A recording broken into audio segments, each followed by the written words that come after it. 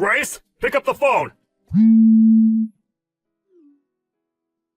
Huh? Adam, what's going on? I'm on the bus right now, so I can't talk. Can you message me? You're on the bus? Not at home? You're out of the house right now? Yeah, I'm on my way home from the gynecologist.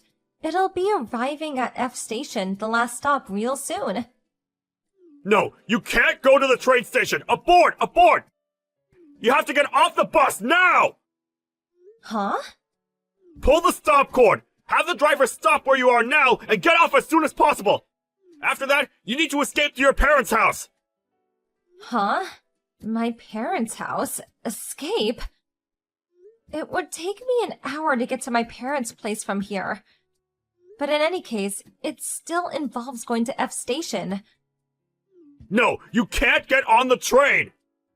But our baby's due this month, and I'm way too pregnant to be driving myself. Get a taxi! What? I don't have anywhere near enough money in my purse to afford a taxi journey that far. Leave it to me. I'm gonna call your parents. I'll tell them to expect you, have them pay the fare, then give them back the money myself later. Please, Grace, you have to listen to me! But Adam, you said escape. What does that mean? Why are you in such a panic? You're scaring me, babe. My mom found our new address! What? I got a call from my brother. One of our loose-lipped relatives carelessly said more than she should have, and now my mom knows where we live again! I pulled the stop cord and got off the bus early. Good. Now you have to get a taxi! Do not get on the train, whatever you do! And don't go anywhere near the house! It's compromised now! Got it. Hello, Grace. It's been a while. This is Adam's mother, Barbara. Huh? Barbara? That's weird. I could have sworn I blocked you. Uh-huh, so you did. I knew it. I didn't want to believe you'd do such a thing, but no matter how many messages I sent, there is no red mark and not a single reply. You've got some nerve to block your own mother-in-law. Just who do you think you are, young lady? Do you have any idea how much trouble I had to go through to change my number? I had to buy a new phone. Did you forget that me and Adam said we didn't want you in our lives anymore and broke off all contact with you? Of course I didn't. However, I never agreed to it in the first place, which is why I still fully intend to be part of your lives. I see. So I suppose that means what me and your son want is irrelevant then? I'm the one who asked the question here. Oh yes, that reminds me. I heard you're pregnant, is that true? And you're a month out now? Girl or boy? Why would we have any obligation to divulge that kind of personal information to someone we cut out of our lives and broke off all contact with? So you don't want to tell me. That can only mean one thing. It's a girl, isn't it? Excuse me? If it really is a girl, you'll be putting it up for adoption. Adoption? Not only that, you'll also be divorcing that good-for-nothing Adam and marrying my eldest son Cedric instead. What? Think about it. It's in your best interest to spend your life with my eldest son Cedric. He'd give you a far better life than anything my failure of a second son Adam could provide you with. But good grief, young lady, will you make sure you at least produce a boy this time? In any case, my Cedric is brilliant, so it'll most likely be a boy if he's the dad anyway. What the hell are you talking about, Barbara? You're nuts! A baby's gender isn't exactly something you can control, is it? Besides, I'm Adam's wife. Why would I marry Cedric? I don't need to listen to the misinformed whining of a lowly bride. Know your place in this family. Anyway, I'm on the train at the moment. I'm on my way to see you as we speak. I'll be at your house before long, so the three of us are going to be reunited very soon. I'll be living with you until the birth. While I'm there, we'll be making the preparations for the divorce with Adam and your subsequent remarriage with my brilliant Cedric. This conversation went so far off the deep end, I don't even know what to say anymore. That's fine. Your input isn't required. All you have to do is obey me, your mother-in-law, your superior, and the matriarch of this family. Be a good girl for me, okay, Grace? We'll be speaking again soon. Adam, I'm in the taxi now. Grace, are you okay? Yeah, I'm fine. I managed to dip out of the office early, so I'm on my way to your parents' house myself now, too. That's good news. Are you driving?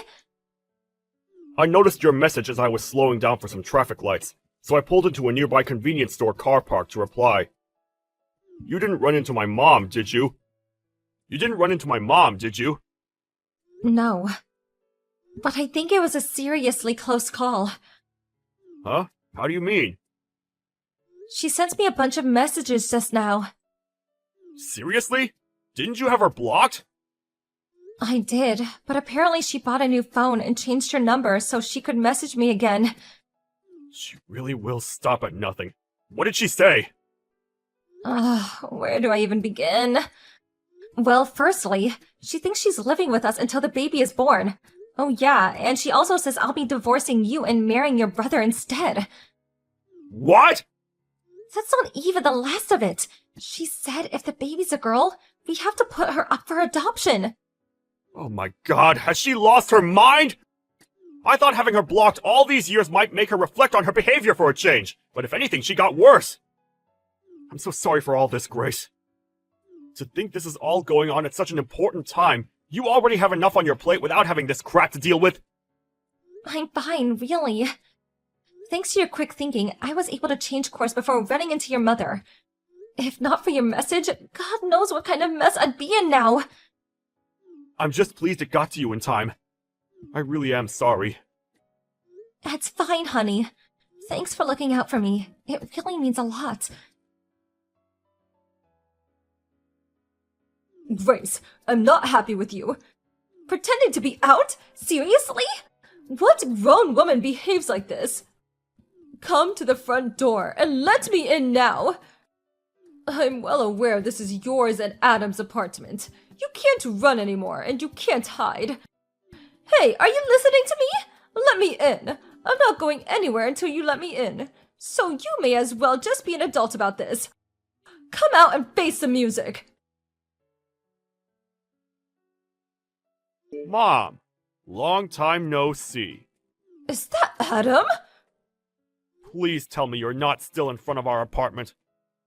What do you mean? Of course I am. I intend to wait here patiently until Grace lets me in. And believe me, I can be very patient when I need to be. Listen, here's the thing. Grace isn't there. Huh? Come on, Mom. You must have been there, what, over an hour by now? Did it not occur to you that we might be out? Don't talk such nonsense. It's only natural that your wife would wait at home to make the necessary preparations to entertain me, your mother, her superior, and the matriarch of this family. On the occasion of our reunion, no less. Not only that, but I heard she's due to give birth this month. You can't expect me to believe she's going out, gallivanting in the distant lands while 8 months pregnant. No, she's probably in there now trying not to make any noise. The coward! No, she really isn't there, so you're wasting your time. Good grief. I've said it before, and I'll say it again. That girl needs to have more awareness of her duties as a wife if she's going to be part of the family. She needs to be retrained when she marries Cedric. We can't have him having to put up with the same slovenly behavior that you do. Yeah, Grace told me all about these weird ideas of yours. The problem is, Cedric has no intention of marrying her. Oh, you do say some moronic things sometimes, Adam. He normally has no interest in women, but he's always so very kind to her. I've never seen him that way with a girl before. That can only mean one thing. He likes her. It's my job as a mother to make the eldest son happy. Which means the two of them have to get married. It's the only thing for it. I guess that means my happiness is irrelevant because I'm the second son then?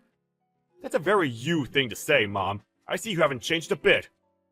One thing you don't seem to be aware of, though, is that it was Cedric who introduced me and Grace in the first place. Huh? It was? She's a longtime friend of Cedric's girlfriend. What? Cedric? Girlfriend? My Cedric had a girlfriend?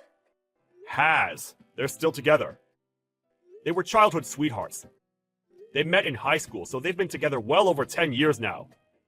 Well, this is the first I've heard of it. That's probably because he didn't tell you. Why not? I'm his mother! Oh, by the way, that reminds me. Cedric isn't at your house anymore. He moved out today. He did what? You have no idea how long he's been biding his time, waiting for the day he could finally escape from your tyrannical clutches.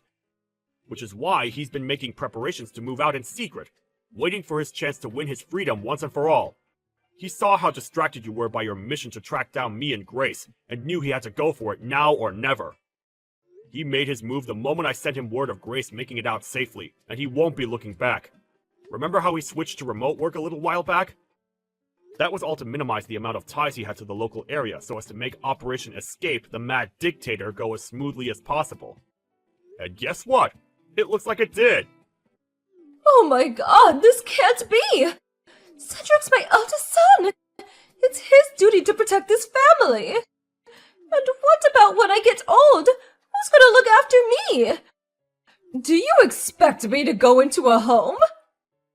It's funny how you say, this family, as if it actually means anything anymore. You're all alone in the world because of the way you treat people, Mom.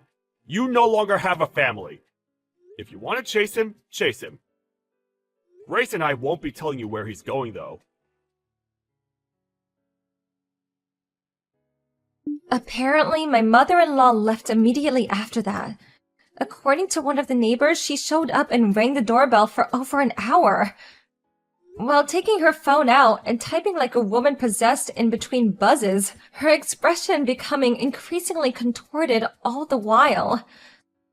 But then, her expression suddenly turned to one of blank amazement while staring at the screen. After which point, she immediately left in a panic. Hopefully she'd get the message and leave us alone now. But just to be on the safe side, we quickly sold the apartment and moved away. Cedric, my stepbrother, finally married his childhood sweetheart girlfriend.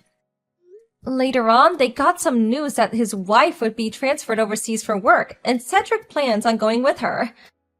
That was the story of my mother-in-law, whose attitude towards her family was so despicable she got disowned by her own sons.